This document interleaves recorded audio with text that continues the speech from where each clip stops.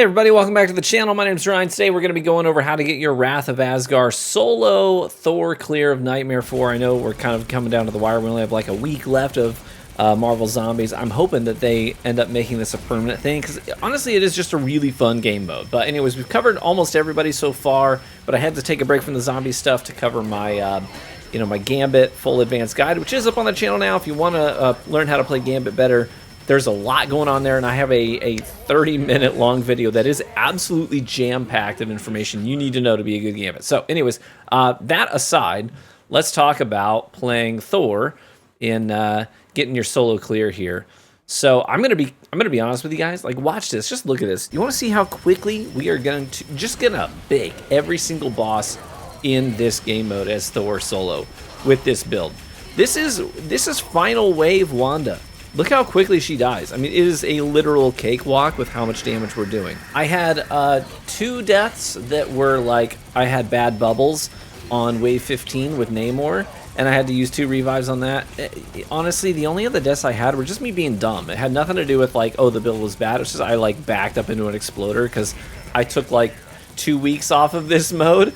And the clear you're seeing today, the 6 death clear, was my very first round of zombies since I did my whole Gambit grind. So this was me just coming back after 2 weeks, and we still cooked.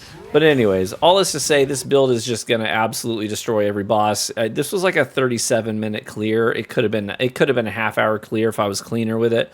But yeah, damage will not be a problem with Thor. You're just gonna cook everything so fast. Nothing's going to get close to you, and if it does, honestly, it's your fault. I had that happen a couple times. Honestly, it was my fault. I just played dumb. But other than that, if you're playing smart, this is going to be one of the easiest solo clears you're going to do. In terms of just setup, abilities here, listen, guys, it doesn't matter. We're just going to go full blue tree. I'm basically never going to use... I used my E ability once. I used my Lightning Realm once in this solo clear. I never used my ultimate. All right, but I'm straight orange across the board on these abilities. Not that it really matters.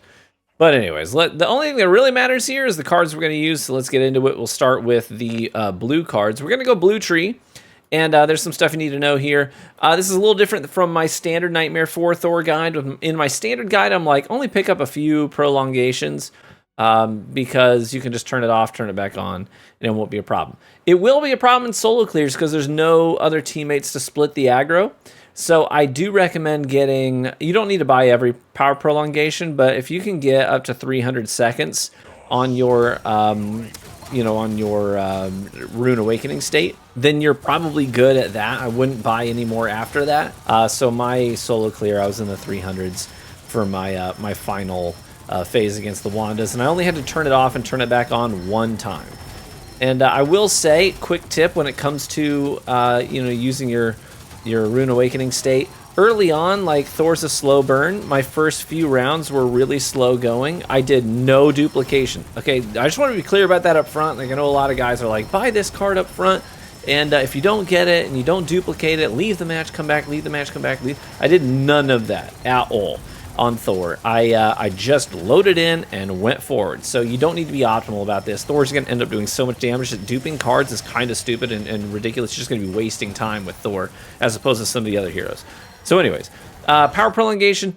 Until you get enough of these stacked, your first few rounds are going to be a little slow going. I recommend in moments where maybe you have 50%, you're 50% through your energy, but you get a quick break in the action where everything is now spawning, they're far away from you, turn it off and turn it back on. Anytime you have a break in the action, you can safely hit F to turn off Rune Awakening and then hit it again to turn it back on. It's in the later rounds where that can be challenging to find breaks in the action, because if both Wanders are pelting you with their red psionic darts, then you can't turn it off and turn it back on. And if you happen to run out of energy during that time, you will die because all the damage that's incoming will be too much for you to survive without any life leech. So anyways, I'll just say power prolongation, it is important. Get around 300 seconds of duration on your Rune Awakening, and then you can probably call it good. So don't waste money buying extras of these. And there's a lot of cards that are like that, where we don't want to waste money buying extras. So I'll be sure to mention all those when we get to them. Allfather's Might, we're going to buy every single one of these we see. Tier 1, Tier 2, Tier 3, Tier 4. Whatever we see, we're going to buy it. So every Allfather's Might, this is just going to increase your damage. And we like more damage. That's a big deal, okay? So we buy every one of those. Enchanted Flurry, we're going to buy every one of these. This changes how many projectiles you're going to throw out, in a second. So the more of these we buy, the more damage per second we're going to get, because more attacks are going out in the same amount of time. Does that make sense? So we're just ramping up how many attacks go out, which isn't a direct buff to our damage, but it is a direct buff to our damage per second. So we buy every Enchanted Flurry. Rune Recycle, definitely want to get this. When we see Rune Recycle pop up, I would buy a couple of these and call it good, because you're going to get to the point where you're going to be doing so much damage that only 2 of these cards is all you need to get full energy back after a full use of your Rune Awakening state. So buy like 2 of these, maybe 3 of the blues, or mix and match 1 and 2 of the purples as well. But you don't need to go overboard with these. Just get a couple and you're good. Thunder Havoc, I recommend, this one doesn't pop up too much, so I just buy every one that I see, because it's going to change the size. If you'll notice in my earlier rounds, look at the width of this projectile that I'm firing, and then in the later rounds, look at the width of the projectile I'm firing. It's much bigger, so it's going to tag more enemies.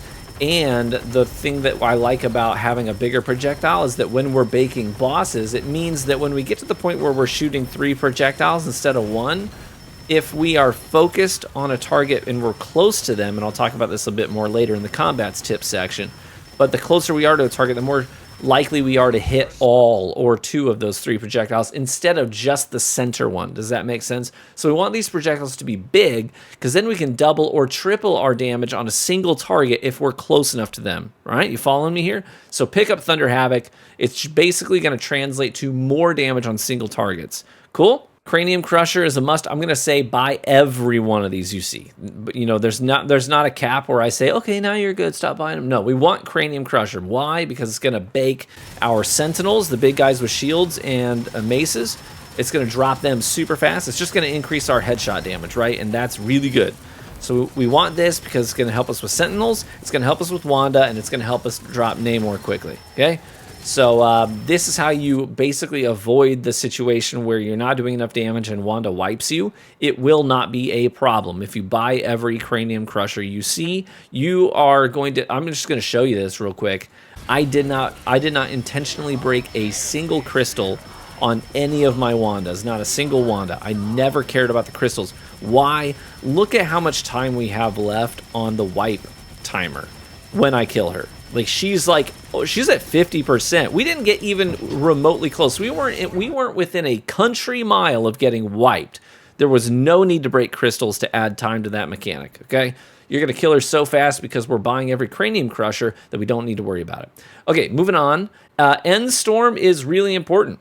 We're going to buy End Storm. If you only need to get it once, okay? You only need to get it once. So it's going to pop up. You're going to buy it. Once you've got it, you've got it. But it basically changes it so that your alternate fire, it's your right click on PC. It's your left trigger, I believe, on controller. But this is going to make it so that when you go into your Rune Awakening state, instead of throwing your 1, 2, 3, 1, 2, 3, 1, 2, 3 waves of lightning, instead of that, you're going to have access to an alternate fire, right click or left trigger, that's just going to, you hold it down, it's going to shoot out these projectiles. This is basically going to become our new primary attack. So you want to get End Storm early. Ideally, you're going to get End Storm in your very first deck. If you don't, it's not a big deal. I've never once in my life seen it not pop up within the first 2 big decks. So either on wave 1 or right before wave 5, your very first boss fight against the single solitary Namor, you should have it by then. If you don't have it by then, that's the point at which I would say this might be a scuffed run. You need End Storm before you fight your first Namor. That's it, okay? That makes sense? That's all of the blue cards that we need to worry about. Let's talk about the purples. So with purples, when it comes to vitality boosts, I never pick up the 30s. I will pick up the plus 100s, 185s, and definitely every 450 I see. But I do it at checkpoints. So you'll see I didn't quite hit all of my checkpoints until the end on this particular run, but my usual goal is I want 6,000 by wave 10. HP, I mean. I want 6,000 HP by wave 10. I want 8,000 HP by wave 15. And I want around 10,000 HP by wave 20. Now, I was a little behind that curve, but I made up for it because I got enough Moonlight Protection, so we'll talk about that in a second. But that, just kind of keep that in mind. You want 6K HP by wave 10, shoot for somewhere around there. You want 8K-ish around for wave 15, and you want around 10K for the final wave. I had so much damage at that point that I was like, hey, may as well buy some extra vitality with this particular run, so I didn't need damage at that point.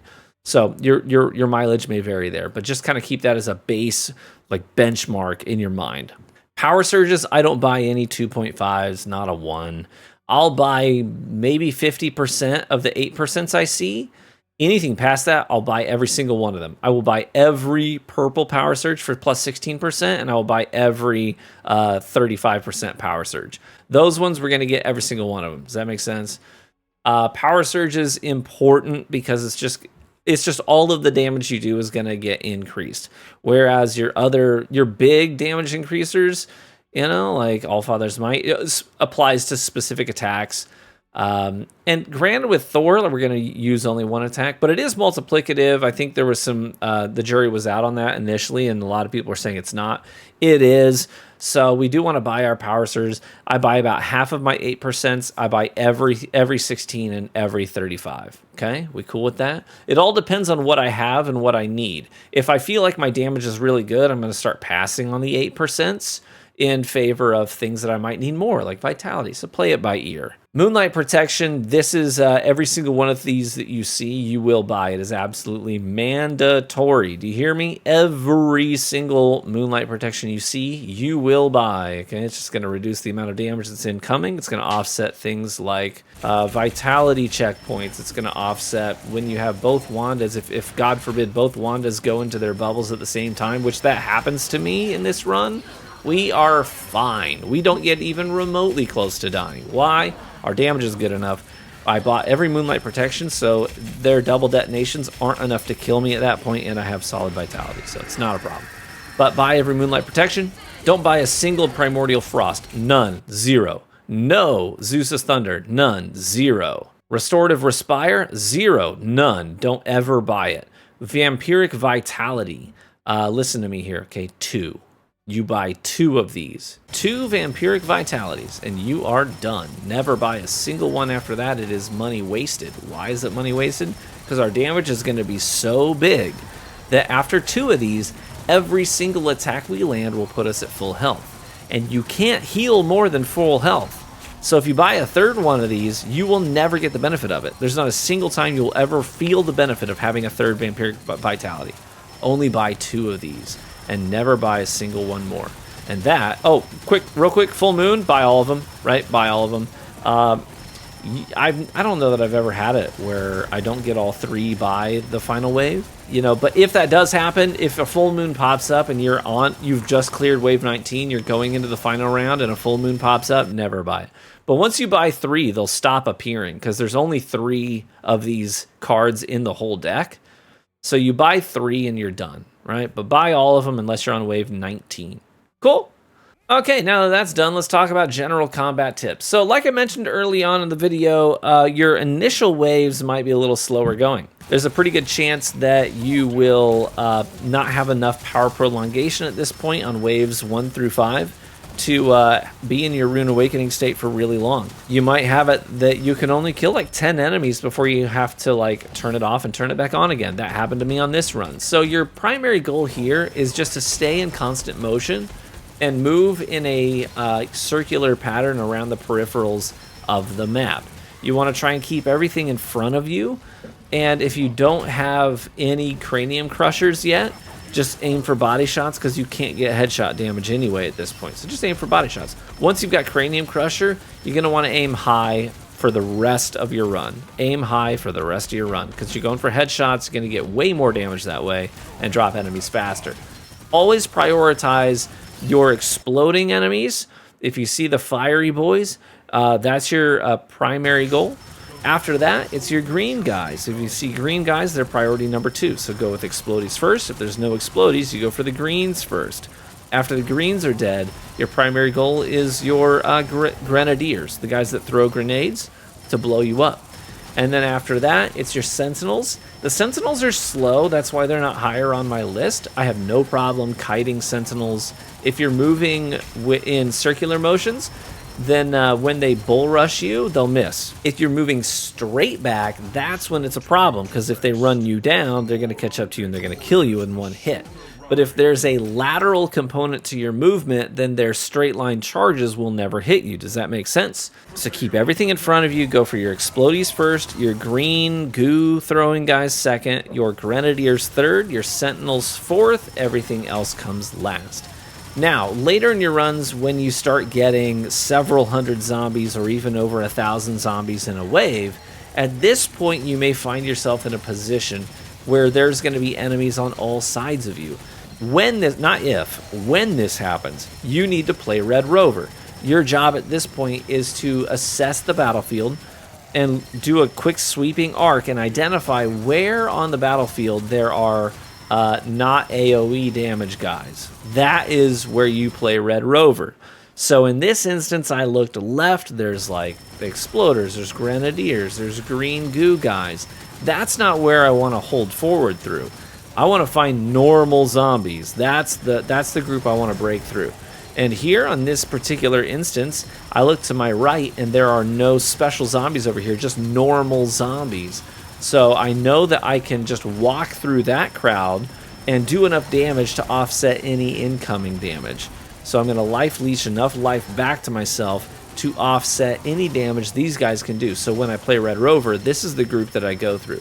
You're going to have to make that decision probably 2 or 3 times in your run.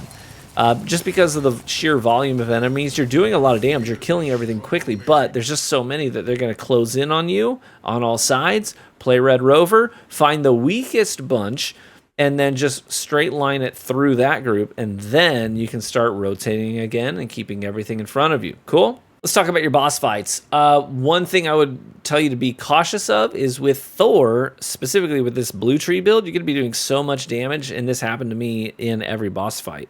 But you may run the risk of pushing Wanda into her bubble state or even her final stand before you have cleared all of the additional zombies that spawn during those boss fights.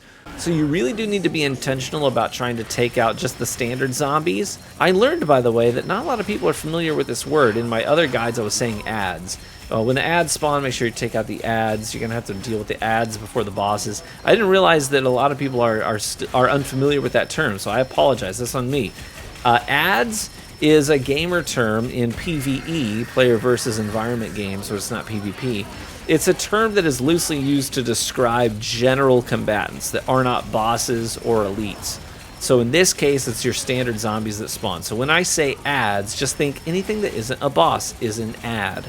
They're an additional combatant that is thrown in there to complicate, to add complexity to the encounter. So with these boss phases, NetEase is going to throw a bunch of ads, additional zombies at us to make us deal with target prioritization. So anyways, in these boss fights, make sure you really do prioritize the ads, because you may find yourself in a situation where suddenly Wanda's in her final stand and you have not killed all of the other normal zombies yet. That happened to me, and I had to sort of do some sweeping attacks. But the good news is, with Thor, when you go down the blue tree, once you hit 120 blue cards, you're shooting out 3 projectiles. So you can be focused on one target, but you're also killing everything that is in your peripherals at the same time. And what's really good about Thor is the more you invest in Thunder Havoc cards, the ones that make the projectile bigger, you actually will end up killing things that are off screen. So if something comes directly at you from your flanks, so you're 3 o'clock or you're 9 o'clock, you cannot see it, it's in your blind spot, you'll still kill it because your projectile size is so big, it's going to reach around you and kill the thing that's coming at you from your 9 o'clock or your 3 o'clock. It won't kill your 6 o'clock if something's coming directly from your back. So you do need to try and keep things in front of you. But it is helpful for when you're trying to focus down Wanda and you're still killing ads just passively. But anyways, keep an eye on the ads, try and take them out first. Wanda and Namor both go down really, really quickly. Wanda goes down faster than Namor because when you're fighting Namor and you get him on the ground, what's going to happen is he's going to start throwing those whales out. And when he does, I recommend with Thor, unless you're trying to do specifically trying to do a time trial run where you want to like beat your best time or get on the leaderboards.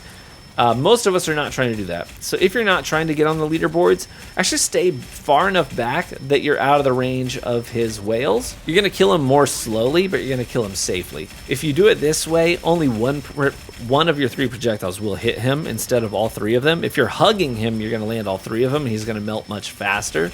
But if you do it this way, you're going to save your revives because no whales will touch you. If you're closer, you'll kill them a lot faster, but the risk you run is that you might get into a situation where the whales are going to drop right on top of you, and that'll kill you because it'll stun you, and then the squids will kill you before you can stand back up. That's a problem. So unless you're going for a speed run, stay back and just deal with the longer time to kill, the longer TTK. It's not a big deal, I guarantee you. He'll still drop. It'll just take a little bit longer, but you will be safe. And this way, if your timer on your Rune Awakening state is starting to run low, you can actually back up behind the bus to turn it off and turn it back on again and refresh your timer. If you're close to him and your timer runs out, you're dead. Okay, just to be clear, you're dead. The squids will kill you before you can turn it back on again. There's like a 2-second delay from when your Rune Awakening state expires and when you can reactivate and then hit something with a projectile. It's about 2 seconds. And the higher you get in these waves, the more likely you are to die. Eventually, it's a guarantee. If there's a 2-second gap in your damage, you will absolutely die in the later waves, especially wave 15. Okay, is there anything else we need to cover? On wave 15 particularly, take Wanda out first because she dies so fast. She really just dies so fast. She's a pushover. The final wave is a joke for Thor. But wave 15 is only a problem because of Namor's bubbles. And that's once you get the ads done, the bubbles aren't a problem anymore because dealing damage to the bubble itself will heal you, so it's not a problem.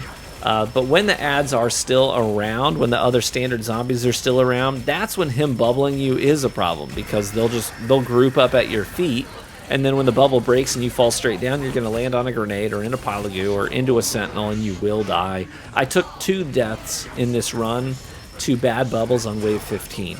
It's just going to happen. There's nothing you can do about it. I agree, before you rage about it in the comments, I agree it's a dumb mechanic if it's just up to RNG and there's nothing you can do about it. It's just a dumb mechanic. This is just a silly, fun side game mode that they made, and it ended up being better than I thought it would be. But that is a bit of a pain point, and I'm sure they'll get around to addressing the feedback and modifying it. But for the time being, just expect that you're going to take a couple of deaths to bad bubbles. It is what it is. On the final wave, I usually try to just focus on one Wanda at a time, but we're going to do so much damage that it's just not a problem. Sure, I killed one of them first, but I did not care about prioritizing one. One of them just happened to go to Final Stand first. Once one of them does, you completely ignore the other one, just pretend they don't exist, and focus on the one that is still in Final Stand. And if the other one, by the way, if Wanda 2 is in her bubble and she's doing her detonations, you don't stand still for Final Stand. You want to circle her. That way you don't get hit by Wanda 2's stun bubbles. So if we stay in motion, we avoid the stun bubbles. And Wanda 1 in Final Stand is going to die so fast. At that point, you're basically done. The other one, when I will say this, when Wanda is in her Final Stand, or not Final Stand, when Wanda is in her bubble state, I want you to get as close as possible. You'll see I close the gap while she's in her bubble state, and I get as close as I can. Why is that? Well, it's pretty simple. We're shooting out 3 projectiles. It's just like using a shotgun, okay? I don't want to land 1 of my 3 pellets. I want to land 3 of my 3 pellets because then I'm tripling my damage. So the closer you are, you're going to triple your damage as opposed to just having 1 projectile hit from further away. So get close, triple your damage, break the bubble quickly. And then the same principle applies for when she's in Final Stand. You want to get as close as possible because then you're going to hit all 3 projectiles, you'll triple your damage, and you'll kill her lightning fast. Like, breaking crystals is just not something Thor does. He has no interest in it. There's no need to elongate her final stand because your damage is just so much. But there you have it. That is the solo Thor guide for Nightmare 4. Hope you found this helpful. Hopefully you can get in there and get your title, because these titles are super cool. I love these titles. My favorite one so far has definitely got to be Magic's, but that's just because I love playing Magic. Queen of Limbo just looks really good. But anyways, that's just me. Hey, I hope you enjoyed this video. Let me know if you did. Let me know if it was helpful by leaving a comment below. And if you have any additional tips that I did not cover, feel free to drop them as well. And yeah, be warm and well fed, my friends, and I hope to catch you in the next video. Bye-bye.